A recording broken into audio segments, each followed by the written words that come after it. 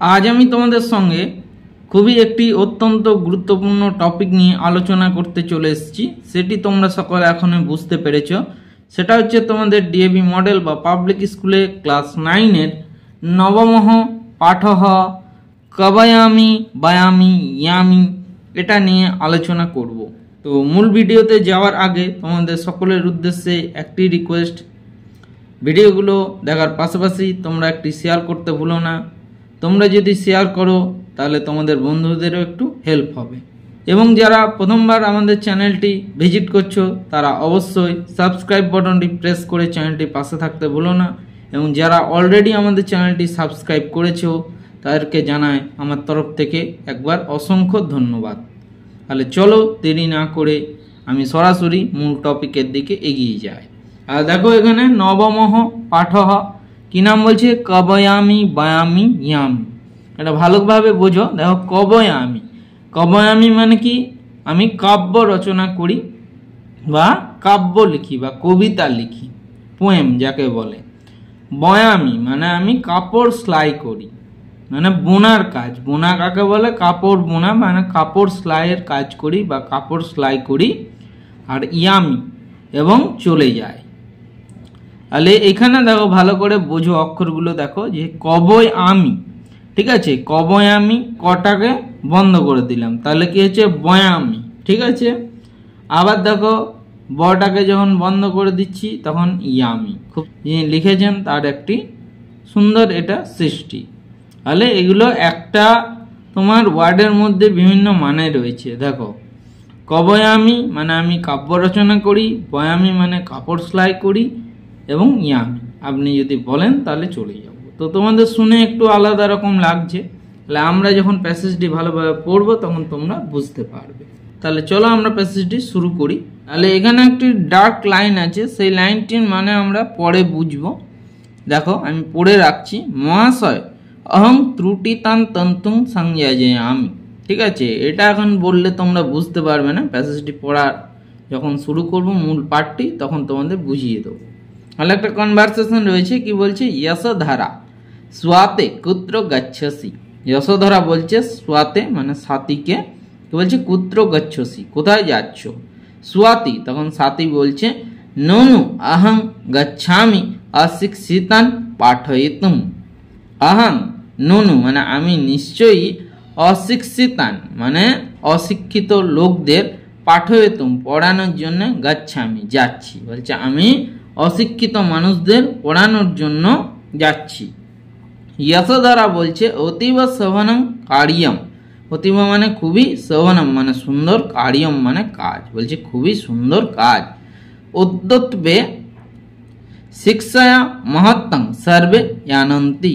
উদ্যোতবে মানে আজকের দিনে, শিক্ষায়া মহত্তং মানে শিক্ষার মহত্ব মানে গুরুত্ব, সর্বে জানান্তি সবাই জানে, বলছে আজকালকার দিনে শিক্ষার মহত্ব অর্থাৎ শিক্ষার গুরুত্ব সবাই জানে। স্বাতি বলছে শিক্ষাং বিনা জীবনম অপূর্ণম এব। অপূর্ণম এব আছে, বাংলা হবে অপূর্ণম মহাসন্ত এব। বলছে শিক্ষাং বিনাং তু, হচ্ছে শিক্ষা ছাড়া, তু মানে কিন্তু, জীবনম অপূর্ণ, জীবন আমাদের পূর্ণ হয় না, জীবন অপূর্ণ থেকে যায়। কিং ন পঠিতং চতুর্থে পাঠে ইয়ৎ বিদ্যাহীনা ন সেবন্তে নির্গন্ধা ইব কিংসুকাহ। বলছে কিং ন পঠিত চতুর্থ পাঠে, বলছে চতুর্থ পাঠে তোমরা কি পড়নি যে বিদ্যাহীনা ন সেবন্তে, যাদের মধ্যে বিদ্যা নেই, অশিক্ষিত মানুষেরা কিন্তু সবার কাছে শোভা পায় না। যেমন নির্গন্ধা ইব কিংসুকা, যেমন পলাশ ফুল মানে মানুষের কাছে শোভা পায় না যেহেতু তার কোনো গন্ধ নেই, সেরকম বিদ্যাহীনা, যাদের মধ্যে বিদ্যা নেই, বুদ্ধি নেই, সেই মানুষেরা কিন্তু কারু কাছেই কিন্তু সম্মান পায় না। তখন যশোধরা বলছে আম, বলছে হ্যাঁ ঠিক বলেছ। ময়া অপি পঠিতুং ভোজ রাজ্যস্য রাজ্যে সর্বে এব নাগরিকা ন কেবলম শিক্ষিতা অপিতু কাব্যম অপি কর্তুং জানন্তি স্ম। বলছে ময়া অপি পঠিতুং ভোজরাজ্যস্য রাজ্যে সর্বে এব নাগরিকা ন কেবলম শিক্ষিতা। বলছে আহম ময়া অপি, বলছে আমিও কিন্তু ভোজরাজার রাজ্যে শুনেছি, পড়েছি, পঠিতুং মানে পড়েছি যে ভোজরাজার রাজ্যে সমস্ত নাগরিকরা অর্থাৎ যারা বাস করে ন কেবলং শিক্ষিতা, তারা শুধুমাত্রই শিক্ষিত মানুষ নয়, অপিতু তার সঙ্গে সঙ্গে তারা কিন্তু কাব্যম অপি কর্তুম জানতে, তার সঙ্গে সঙ্গেও তারা কিন্তু কাব্য রচনা করতেও জানে, অর্থাৎ তারা কিন্তু কবিতা লিখতেও জানে। আমি কিন্তু পড়েছি যে ভোজ রাজার রাজ্যে সমস্ত নাগরিকরা শুধুমাত্র শিক্ষিত মানুষই নয়, তারা কিন্তু কাব্য রচনা করতে পারে বা কবিতাও লিখতে পারে। সুয়াতি বলছে কিং কথয়সী, বলছে কি বলছো তুমি, সর্বে এব কবয়, বলছে সবাই তাহলে রাজসভার মধ্যে সবাই কি কবি। যশোধরা বলছে সত্যম, বলছে হ্যাঁ সত্যি কথা। পঠনীয়ং খলু এতদ নাটকম, বলছে পড়া যাক অবশ্যই এই নাটকটিকে। কাবয়ামি বায়ামি ইয়ামি, কাবয়ামি মানে কাব্য রচনা করি, বায়ামি মানে কাপড় সেলাই করি, এবং বললে আমি ইয়ামি চলে যাও। তো দেখো আমরা মূল পাঠে চলে এলাম। কবয়ামি বয়ামি ইয়ামি। প্রথম দৃশ্যম, প্রথম দৃশ্য, ধারা নগরীয়াং ভোজ রাজ্যস্য রাজসভা, বলছে ধারা নগরী, সেখানে রাজা ভোজের রাজসভা। সর্বে আমাত্তা কর্মচারিণা চ যথাস্থানম আসনানি অধ্যাসতে, বলছে সমস্ত অমাত্তা মানে মন্ত্রীরা, চ মানে এবং কর্মচারীরা নিজের নিজের যথাস্থানে আসনে সবাই অধ্যাসতে মানে বসে রয়েছে। মানে রাজা ভোজের রাজসভার মধ্যে সমস্ত মন্ত্রী এবং কর্মচারী সবাই নিজের নিজের আসনে বসে রয়েছে। প্রবিশ্য, তখন প্রবেশ করে বলছে দ্বারপালহ, দ্বারপাল বলছে ইয়াতু দেবহ, জয় হোক দেব অর্থাৎ মহারাজের। দ্রবিড় দেশীয় লক্ষ্মীধর নামা কশ্চিৎ বিদ্বান দেবস্য দর্শনার্থং দ্বার দেশম অধ্যাসতে। এখন দ্বারপাল বলছে যেহেতু দেবহ, জয় হোক মহারাজের। দ্রাবিড় দেশীয় লক্ষ্মীধর নামা, দ্রাবিড় দেশ থেকে লক্ষ্মীধর নামে কশ্চিৎ ব্রাহ্মণ, কোনো এক ব্রাহ্মণ, কশ্চিৎ ব্রাহ্মণ, কহ প্লাস চিৎ থেকে হচ্ছে কশ্চিৎ, কোনো একজন ব্রাহ্মণ, দেবস্য দর্শনার্থম মহারাজ ভোজের দর্শনের জন্য দ্বার দেশম দ্বার দেশের কাছে, দরজার কাছে, অধ্যাসতে এসেছে। ভোজ তখন বলছে স্বাদরং প্রবেশায়, বলছে তাকে স্বাদরং অর্থাৎ সম্মানের সঙ্গে তাকে নিয়ে এসো, প্রবেশায়। দ্বারপালহ বলছে যথা আদেশিত দেব, যেমন আজ্ঞা করেন মহারাজ, নিষ্ক্রান্ত কথা বলে চলে গেলেন। লক্ষ্মীধরা, লক্ষ্মীধর বলছে দ্বারপালেন সহ প্রবিশ্য, দ্বারপালের সঙ্গে প্রবেশ করে রাজন অভিবাদয় ভবন্তম, রাজা আপনাকে আমি অভিবাদন জানাই অর্থাৎ নমস্কার জানাই। দিনকর দীপ্তি রিব, দিনকর দীপ্তি ইব থেকে হয়েছে দিনকর দীপ্তি রিব, ভবৎ কীর্তি দীক্ষু প্রসারম আপনতু, বলছে দিনকর অর্থাৎ সূর্যের, দীপ্তি রিব সূর্যের তেজের মতো, ভবত কীর্তি আপনার কীর্তি অর্থাৎ যশ, দীক্ষু প্রসারম দিকে দিকে প্রসারিত, আপনতু হোক। বর্ধন্তাং বিভবা সৌখানি চ, আপনার বিভবা অর্থাৎ আপনার ধন সম্পদ এবং সৌখানি এবং সুখ আপনার বৃদ্ধি হোক। লসন্তু সম্পদ, আপনার ধন সম্পদ আপনার বৃদ্ধি হোক। বিলয়ং ব্রজন্তু চ বিপদ, এবং বিপদ যেন আপনার খুব তাড়াতাড়ি বিদায় নেয় এবং আপনার বিপদ যেন দূর হয়।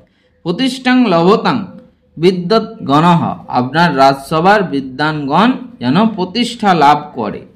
সততং এধতং বিদ্যাসু কলাসু চ ভবৎ অনুরাগঃ, যে সততম মানে সবসময় এইরকমই বিদ্যা এবং কলার প্রতি আপনি যেন অনুরাগী হন, বা আপনার যেন নিজের বিদ্যা এবং কলার উপর, কলা কৌশলের উপর আপনার যেন একটা ভালোবাসা থাকে। শ্রূয়তাম, শুনুন।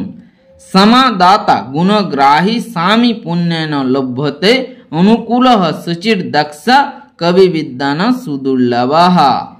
তাহলে কি বলছে? সমা দাতা, দাতা সমা মানে ক্ষমা করে দেন, দাতা দানশীল, গুণগ্রাহী, ঠিক আছে, এবং আপনার মধ্যে গুণ আছে। তারপরে অনুকূল, অনুকূল, সূচি, দক্ষ, ঠিক আছে, এবং পবিত্র। দক্ষ মানে হচ্ছে চতুর। কবি বিদ্বান মানে কবি বিদ্বানদের সঙ্গে, কবি বিদ্বানরা আপনার রাজসভায়।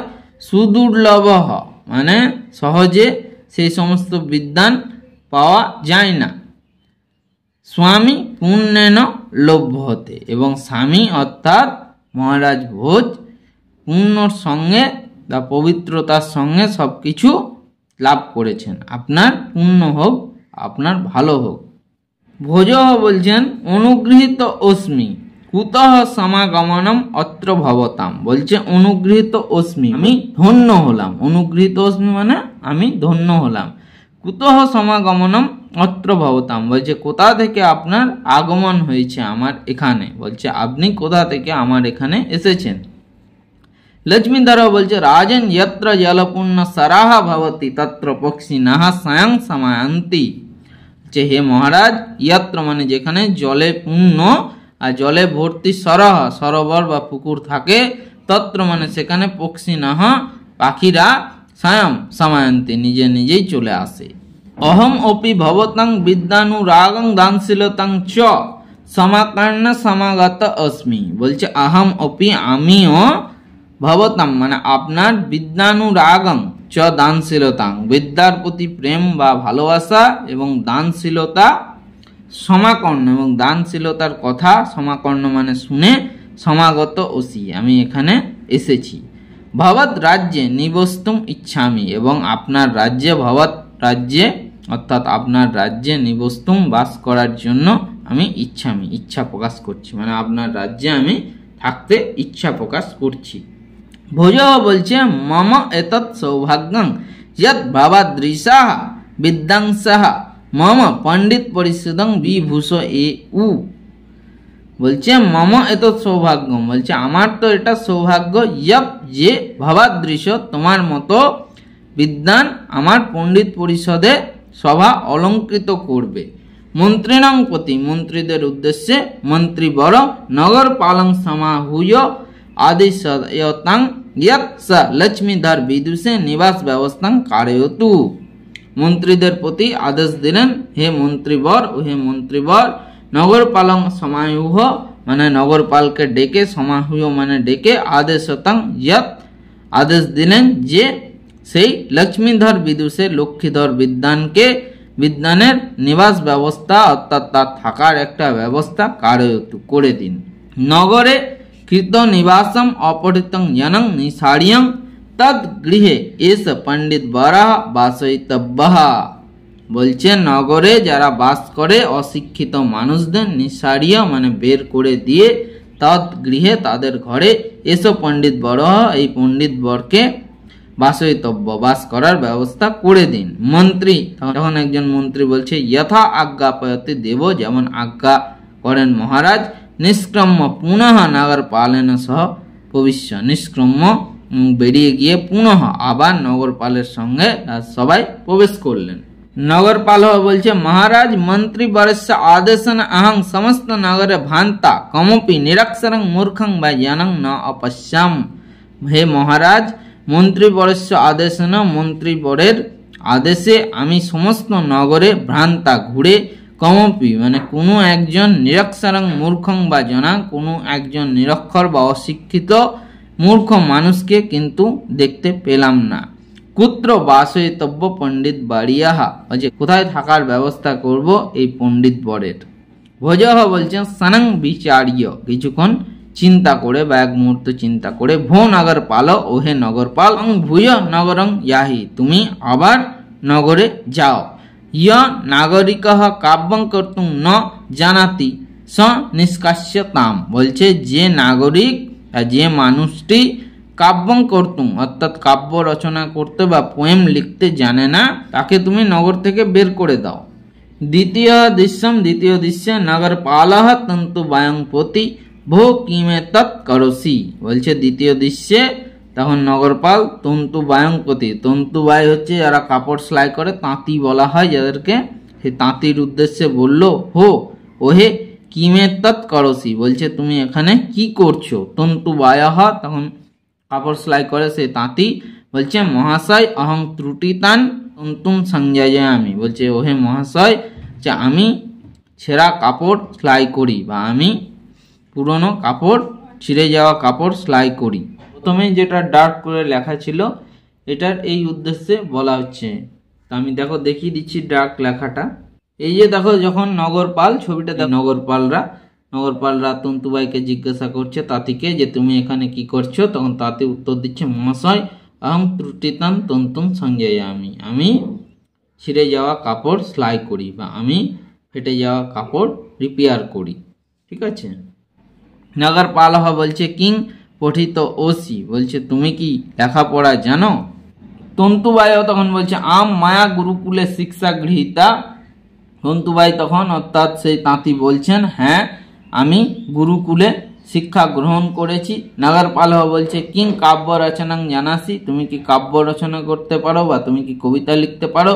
তন্তুবায়া বলছে পশ্যতি এব ভবান, বলছে আপনি আমাকে দেখুন। তখন কাপড় সেলাই করে সে তাঁতি বলছে তন্তু সংযোজনে ব্যগ্র অহং কথং কাব্যং কুরিয়াম, বলছে কাপড় সেলাই করতে আমি ব্যস্ত থাকি, তাহলে আমি কি করে কাব্য রচনা করব বা কিভাবে কবিতা লিখবো, আমি তো সবসময় কাপড় সেলাইয়ে ব্যস্ত থাকি। নগরপালহ তখন বলছে তর্হি তয়া ময়া সহ রাজসভাং গন্তব্যম, তর্হি মানে তাহলে, তয়া মানে তোমাকে, ময়া সহ আমার সঙ্গে রাজসভায় গন্তব্যম যেতে হবে। তন্তুবায়ঃ তখন বলছে কাপড় সেলাই করে সেই তাঁতি প্রসিদ্ধত ভবান, আপনি একটু প্রসন্ন হন। ঠিক আছে। তত্র গত্বা কিং করিষ্যামি, বলছে সেখানে গিয়ে আমি কি করব? দস্যু মই দস্যু, বলছে আমার প্রতি দয়া করুন, আমার প্রতি দয়া করুন। তত্র গমনেন মম কার্যহানি ভবিষ্যতি, বলছে সেখানে গেলে আমার কাজের ক্ষতি হবে। নগরপালহ তখন বলছে নাহং জানে না অহং জানে, বলছে আমি কিছু জানি না। তয়া গন্তব্যম এব, তোমাকে ওখানে যেতেই হবে। এসো রাজ আদেশ, বলছে এটা হচ্ছে রাজার আদেশ থেকে হচ্ছে রাজদেশঃ। বিশ্রীয় কার্যম, বলছে তুমি তোমার কাজ এখন একটু ছেড়ে দাও, তুমি তোমার কাজ ত্যাগ করো। ঝটিতি আগাচ্ছ ময়া সাকম, বলছে আমাদের সঙ্গে তাড়াতাড়ি এসো। ঠিক আছে। ঝটিতি মানে তাড়াতাড়ি। তন্তুবায়ঃ তখন বলছে রাজা দেশ ইতি, বলছে এটা হচ্ছে রাজার মহারাজ ভোজের আদেশ। গন্তব্যম এব নাস্তি উপায়, তন্তুবাই বলছে গন্তব্যম এব তাহলে যেতেই হবে, নাস্তি উপায় বলছে কোনো উপায় নেই। চলামি নগরপালহ পালকহ, বলছে চলো নগরপাল চলামি চলো। তৃতীয় দৃশ্যমে কি বলছে রাজসভা সর্বে যথাপূর্বম উপদিষ্ট, রাজসভার মধ্যে সবাই যথাযথ স্থানে বসে আছে। নগরপালহ তখন বলছে প্রবেশ করে রাজসভায় মহারাজ আনিত অয়ং কুবিন্দ, বলছে আমি এই কুবিন্দ অর্থাৎ তাঁতিকে নিয়ে এসছি। অয়ং কাব্যং কর্তুং ন জানাতি, বলছে এ কিন্তু কাব্য রচনা করতে বা কবিতা লিখতে জানে না। ভোজরাজ কুবিন্দং প্রতি, ভোজরাজ তখন তাঁতির উদ্দেশ্যে বলছে ভো তং কাব্যং কর্তুং ন জানিসে, বলছে তুমি কিন্তু ওহে তাঁতি তুমি কিন্তু কবিতা লিখতে জানো না। অতঃ রাজকোষাৎ ধনং গৃহীত বা ক্বচিৎ অন্যত্র প্রস্থানং কুরু, তব গৃহে এস পণ্ডিত বরহ স্বকুটুম্বম স্থাস্যতি, বলছে ওহে তাঁতি তুমি কিন্তু কাব্য রচনা করতে জানো না, অতএব রাজকোষাৎ মানে রাজকোষ থেকে ধন সম্পদ গৃহীত বা নিয়ে ক্বচিৎ অন্যত্র অন্য কোনো স্থানে প্রস্থান করো মানে চলে যাও। তব গৃহে তোমার ঘরে এসো পণ্ডিত বড়, এই পণ্ডিত বর সকুটুম্বম নিজের পরিবারের সঙ্গে স্থাস্যতি থাকবে। তন্তুবায় তখন বলছে রাজন রাজ নিয়মঃ তু ময়া পালনীয় এব তথাপি শ্রীয়তাং মম একং নিবেদনম, হে মহারাজ রাজনিয়ম তু আমি কিন্তু রাজার নিয়ম পালনীয় পালন করেছি, অর্থাৎ আমি আপনার আদেশ পালন করেছি। এব তথাপি শ্রীয়তাং মম একম নিবেদন, এখন আপনি দয়া করে আমার একটি নিবেদন শুনুন। রাজহ তখন ভোজরাজ বলছে আমার একটি অনুরোধ শুনুন। তরিতং ব্রুহি, তখন ভোজরাজ বলছে তাড়াতাড়ি বলো। তন্তুবায় বলছে মহারাজ তন্তু বয়নং মম ব্যবসায়, বলছে হে মহারাজ তন্তু অর্থাৎ কাপড় সেলাই করা আমার একটা ব্যবসা। অহং রাত্রিন দিবং পরিশ্রমং অনেন ব্যবসায়ন জীবিকাম অর্জয়ামি, জীবিকাম অর্জয়ামি থেকে হবে জীবিকাম ময়াসন্ত অর্জয়ামি, আচ্ছা আমি রাত দিন পরিশ্রম করে অনেন ব্যবসায়ন এই ব্যবসার মাধ্যমে জীবিকা অর্জন করে থাকি বা জীবন ধারণ করে থাকি। কাব্য রচনায়াং, এইগুলো একটু দেখে নিও, বইটা যেহেতু সেলাই করা আছে বলে দেখা যাচ্ছে না, তোমাদের যদি বই সেলাই না করা থাকে তোমরা একটু দেখে নেবে।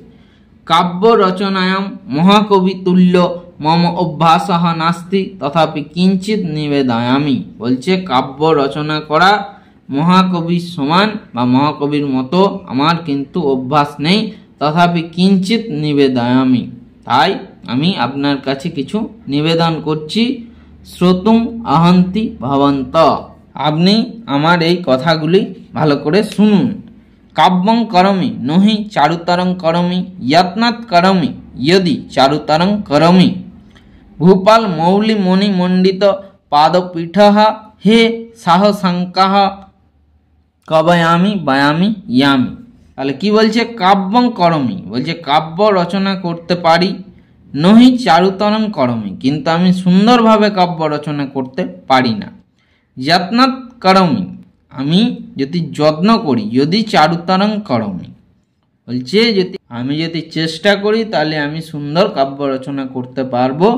ভূপাল মৌলি মণিমণ্ডিত পাদপীঠ, ভূপাল অর্থাৎ রাজা, মৌলি মানে মুকুট, মণি মানে মুকুটের মণি দিয়ে, মণ্ডিত মানে শোভিত, পাদপীঠ মানে হচ্ছে ভূপাল অর্থাৎ বড় বড় রাজাদের, মৌলি মানে মুকুটের মণি দিয়ে, শোভিত মানে চরণ যুগল।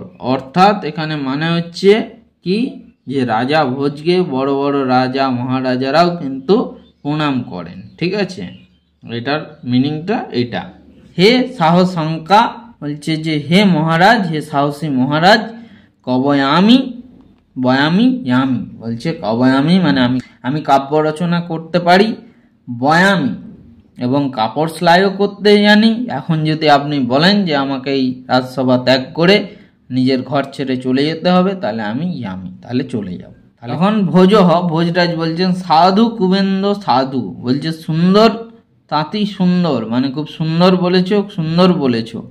কীদৃশী লালিত্যপূর্ণা পদ যোজনা কবয়ামি বয়ামি ইয়ামি ধন্য অসি তম। আচ্ছা, কি সুন্দর লালিত্যপূর্ণ বা মাধুর্যপূর্ণ পদ যোজনা অর্থাৎ চরণ যুগল বা চরণ সংযুক্ত করেছ। কবয়ামি বয়ামি ইয়ামি, কাব্য রচনা করি আমি। বয়ামি মানে আমি কাপড় সেলাই করি। এখন যদি আপনি বলেন তাহলে ইয়ামি, আমি চলে যাব। ধন্য অসি তম, হচ্ছে তোমাকে ধন্যবাদ জানাই বা তুমি ধন্য, খুব সুন্দর তুমি পদ রচনা করেছো।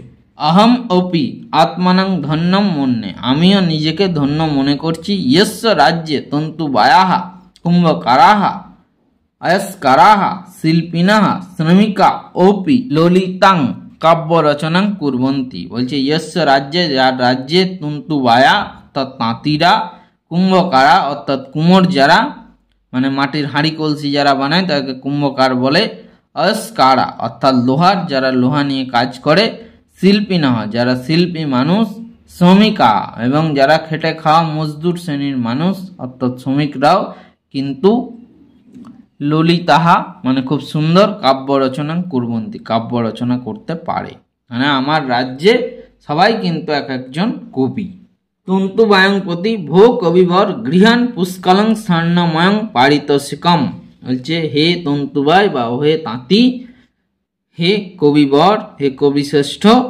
গৃহান পুষ্কলং স্বর্ণময়ং পারিতোষিকম, গৃহান বলছে পুষ্কলম মানে বলছে অনেক, স্বর্ণময়ং সোনার, পারিতোষিকম মানে পুরস্কার বা স্বর্ণ মুদ্রা। গৃহান গ্রহণ করুন।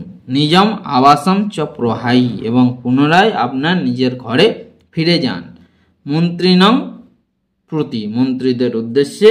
পণ্ডিতঃ লক্ষ্মীধরঃ মম রাজভবনে বাসিতব্য ইয়াবৎ অপরা ব্যবস্থা ন ভবতি, বলছে মন্ত্রীদের উদ্দেশ্যে বললেন পণ্ডিত লক্ষ্মীধরকে আমার নিজের রাজভবনে থাকার ব্যবস্থা করুন, ইয়াবৎ যতদিন পর্যন্ত অন্য কোনো ব্যবস্থা না হয়।